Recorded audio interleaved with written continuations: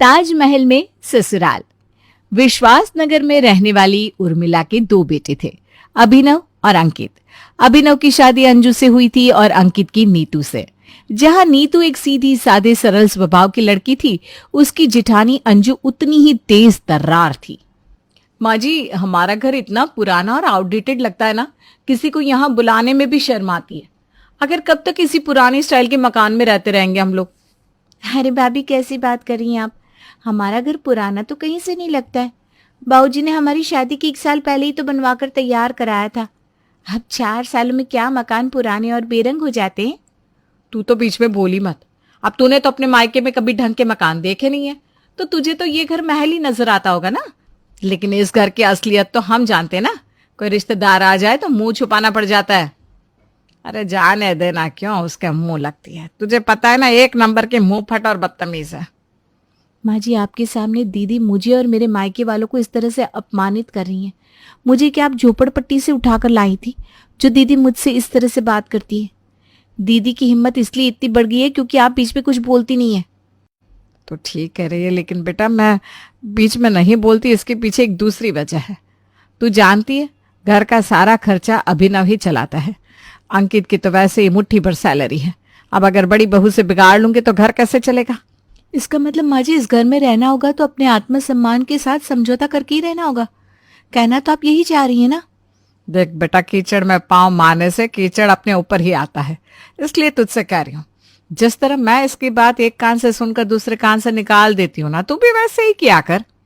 बड़ी बहू, अगर तुझे ये मकान बहुत पुराना और आउटडेटेड लग रहा है ना, तो किसने रोका है, बनवा ले ताजमहल। भाई हमारे पास तो पैसे है नहीं। तुम्हारे बाबूजी के रिटायरमेंट का सारा पैसा हम इस मकान में पहले ही लगा चुके हैं। अब जिसको ताजमहल में रहने का शौक हो वो खर्च करे, संगमरमर मंगवाए, ताजमहल बनवाए। उर्मिला को तो यही लगा था कि शायद उसके पैसे ना देने की बात सुनकर बड़ी बहू शांत बैठ जाएगी। लेकिन 2 दिन बाद, माता जी 304 यही है ना? हाँ बेटा, 304 नंबर तो यही है, लेकिन ये सामान हमने नहीं मंगवाया, गलत एड्रेस पर ले आया बेटा। माता जी, ये बात तो आप अंजू मैडम से पूछिए, उनके नाम का ऑर्डर है। हमारा काम तो बस एड्रेस पर ही सामान डिलीवर करना है। रिक्शा वाला संगमरमर के बड़े बड़े पत्थर दरवाजे पर उतार कर चला गया। बड़ी बहू, अरे भाई इधर आओ।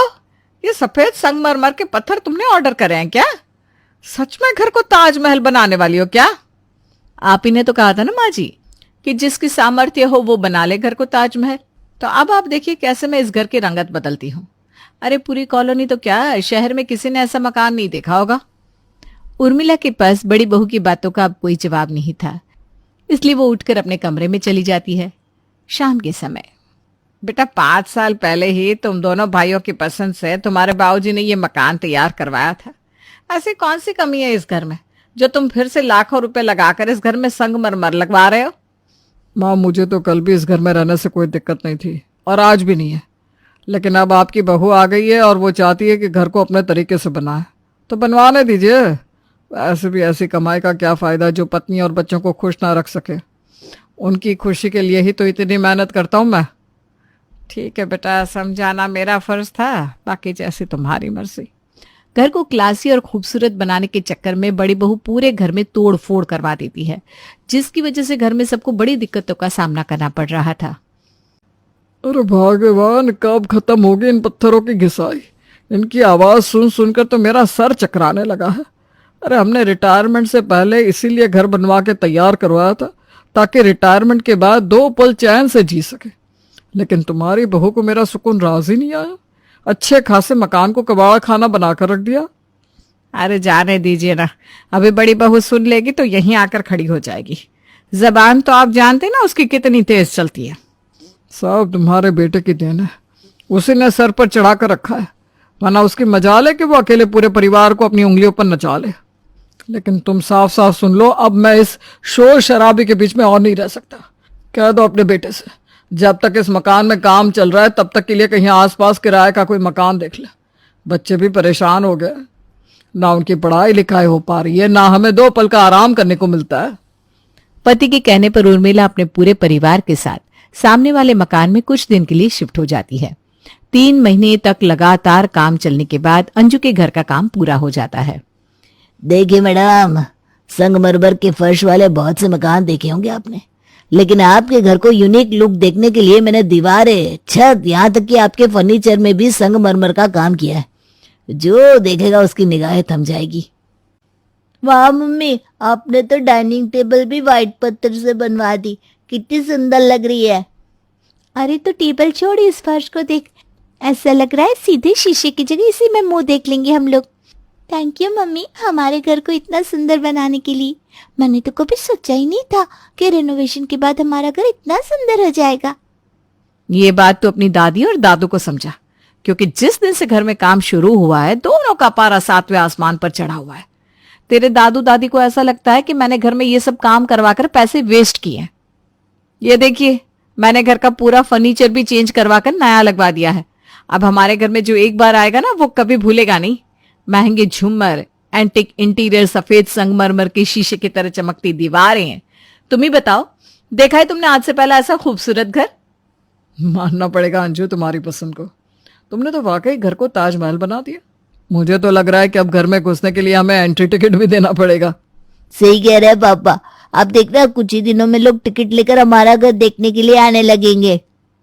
बेटा ये घर है, कोई चिड़ियाघर नहीं जिसे देखने के लिए लोग टिकट लेकर अंदर आएंगे। और बेटा घर ना घर जैसा अच्छा लगता है, उसे ताजमहल बनाने की कोई जरूरत नहीं होती। अरे रहने दे नीतू, हमारी बात सुनने वाला घर में कोई नहीं है। तो चल, घर में बहुत काम है, हम लोग कुछ काम देख लेते हैं। जल्दी सभी लोग अपने नए घर में शिफ्ट हो जाते हैं। कुछ दिन के बाद शाम के समय सास उर्मिला पार्क से टहलकर घर में आती है। ये क्या कर रही हैं आप माँ जी? इतनी गंदी चप्पल लेकर आपने घर के अंदर पाँव रख दिया, पूरा फर्श खराब कर दिया आपने। पता है ना आपको इस घर को तैयार करवाने में कितनी लागत आई है?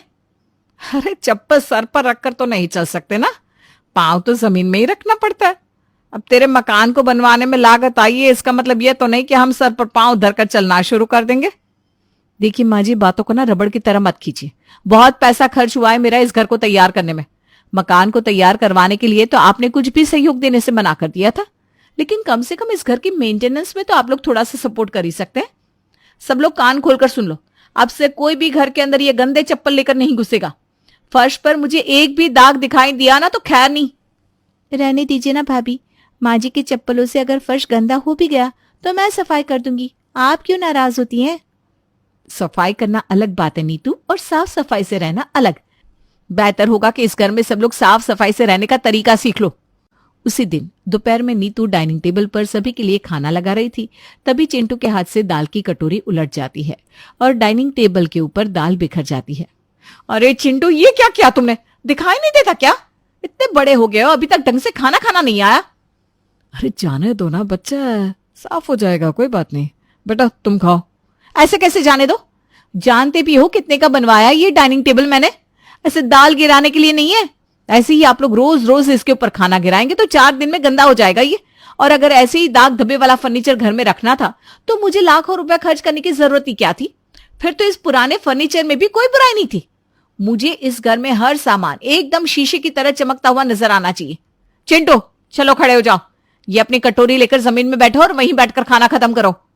नहीं मम्मा, मैं जमीन में बैठकर नहीं खाऊंगा, मुझे भी आप लोगों के साथ टेबल पर बैठकर खाना है। मैंने कहा ना चुपचाप जमीन में बैठो। बल्कि मैं तो कहती हूँ आप सब लोग जमीन में ही चटाई बिछाकर खाना खाया करो। रोज रोज ऐसे ही डाइनिंग टेबल पर खाना गिराओगे तो कितने दिन चमक बनी रहेगी इसकी? वैसे भी सफेद रंग पर एक बार जो दाग छूट जाए वो आसानी से साफ नहीं होता। अगले दिन, अरे नीतू ये क्या कर रही हो तुम? खाना बना रही हूँ भाभी, और क्या कर रही हूँ? देख नहीं रही हो रसोई में कितना धुआं हो रहा है? और इस तरह से धुआं करोगी तो पूरी रसोई का सफेद पत्थर 4 दिन में काला हो जाएगा। तुम्हें थोड़ी बहुत अक्ल है कि नहीं? कैसी बात कर रही हो भाभी आप? खाना बनेगा तो धुआं तो होगा ही ना, उसमें मैं क्या कर सकती हूँ? मुझे नहीं पता, मैंने कहा ना मुझे पूरा घर बिल्कुल चमकता हुआ चाहिए, मतलब चाहिए।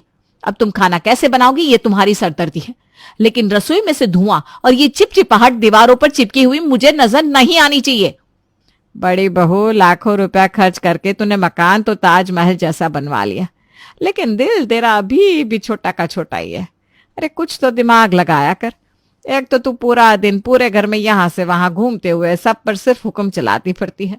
ये बेचारी नीतू अकेले पूरे परिवार का काम करती है, खाना बनाती है, उसमें भी तू सिर्फ कमियां ही निकालती रहती है।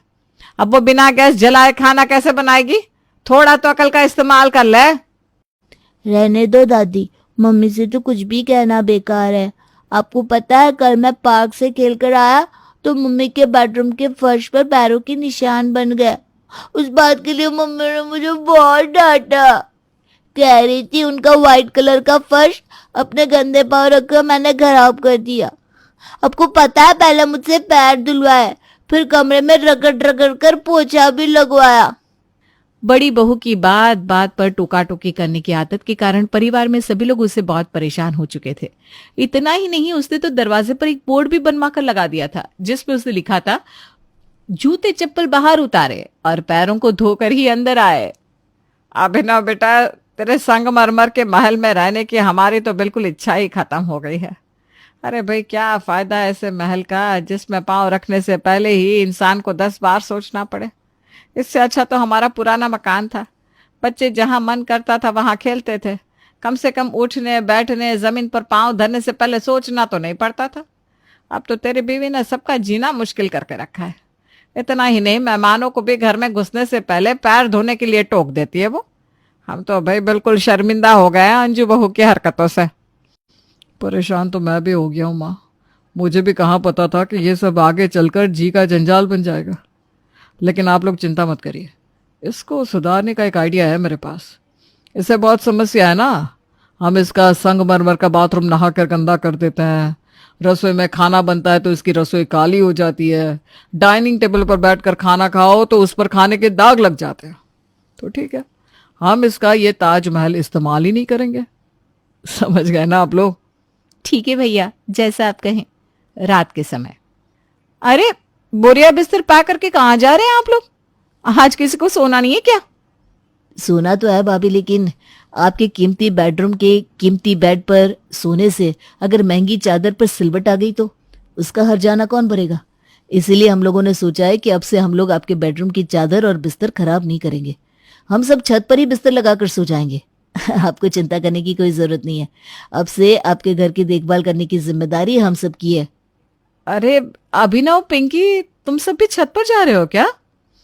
हाँ, बच्चे भी तुम्हारे बेडरूम में सोने से मना कर रहे हैं। कह रहे हैं दादा दादी के साथ ही सोएंगे। हम लोग छत पर जा रहे हैं, तुम अपना देख लो। अगले दिन सुबह, अरे सब लोग कहाँ चले गए? घर में तो कोई नजर ही नहीं आ रहा। रसोई भी खाली पड़ी है। आज चाय नाश्ता नहीं बनाएगी क्या नीतू? नीतू, नीतू! अंजू नीतू नीतू चिल्लाते हुए बाहर पोर्च तक पहुंचती है। देखती है नीतू बाहर खुले में चूल्हे पर बर्तन रखकर चाय नाश्ता बना रही है। अरे ये क्या कर रही हो? दिमाग तो ठीक है तुम्हारा? यहाँ पर चूल्हे पर खाना क्यों पका रही हो? किचन में गैस सिलेंडर खत्म हो गया है क्या? नहीं भाभी, गैस सिलेंडर खत्म नहीं हुआ। मैंने सोचा है कि अब से मैं यहीं चूल्हे पर ही खाना बना लिया करूंगी। अब मेरे खाना बनाने की वजह से आपकी लाखों की रसोई गंदी हो जाती है ना, और मैं नहीं चाहती कि मेरी वजह से आपके ताजमहल पर कोई भी दाग लगे।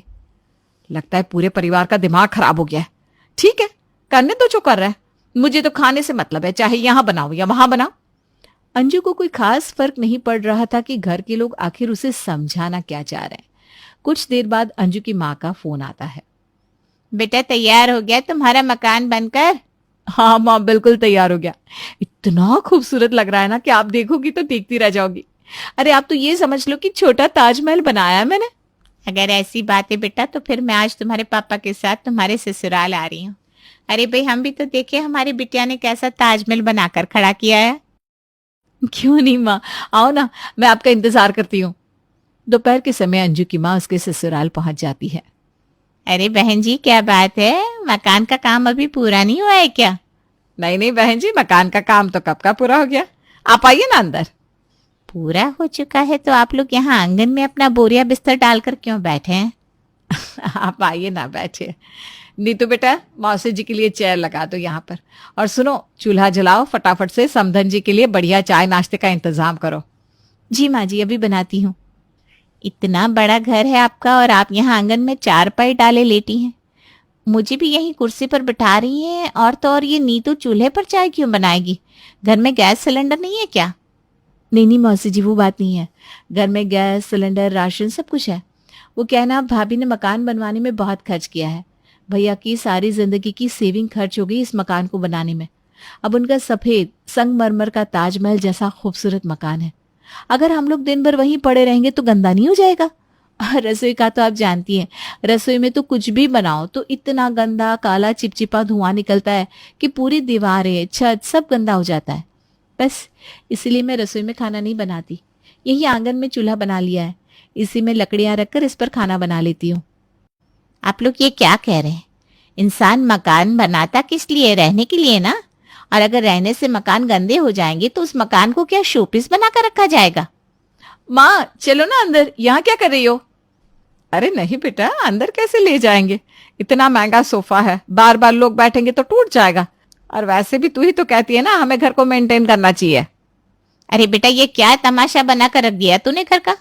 मैं कहती हूँ अगर घर में रहने वाले लोगों को सुकून ही ना मिले तो ऐसे लाखों करोड़ों के मकान बनाने का क्या फायदा? बिस्तर पर बैठने से पहले घर के सदस्यों को 100 बार सोचना पड़े। ऐसे महंगे फर्नीचर का इंसान क्या अचार डालेगा? अगर तेरे सफेद संगमरमर पर पैर रखने से वो मैला हो जाएगा तब तो बेचारे बच्चे घर के अंदर कभी डर से खेल ही नहीं पाएंगे। इससे तो अच्छा वो मकान जैसा था वैसा ही ठीक था। कम से कम घर में किसी को सोने खेलने खाने पीने से पहले किसी की परमिशन तो नहीं लेनी पड़ती थी।